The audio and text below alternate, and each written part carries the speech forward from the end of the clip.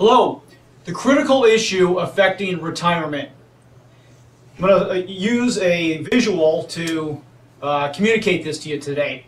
The year is 1981. I'm going to ask you to make a simple assumption, I hope. We're going to make this stamp, which in 1981 cost 20 cents, is going to represent every single thing you need to buy in 1981.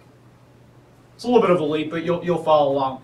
For that matter, the S&P 500, which is simply the index which charts the average price movements of 500 of the great companies of the United States, back a little over 30 years ago, was at 122. Now we're going to advance and take a look at this same picture in 2012. This year, the postage stamp is 45 cents, which, if my math is okay, that's 2.5 times higher than it was 30 years prior. And so that means if everything that we buy, which is represented by that stamp, has risen and costs us 2.5 times more, then it's going to be critical that our income has risen to match it. By the way, the S&P 500 in this same period of time is now up to 1,253. So what we see here is that the average price of what's purchased has risen 2.5 times, and the great companies of the world, their value has increased 10 times, including reinvesting the dividends. Pretty remarkable.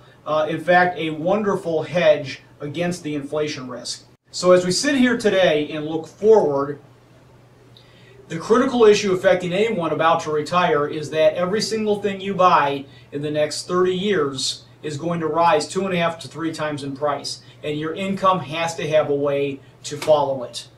A properly diversified portfolio is the best way to accomplish that, and in our estimation, it's got to include some equities. In other words, some of those great companies, because that's what's allowed people to keep up with inflation.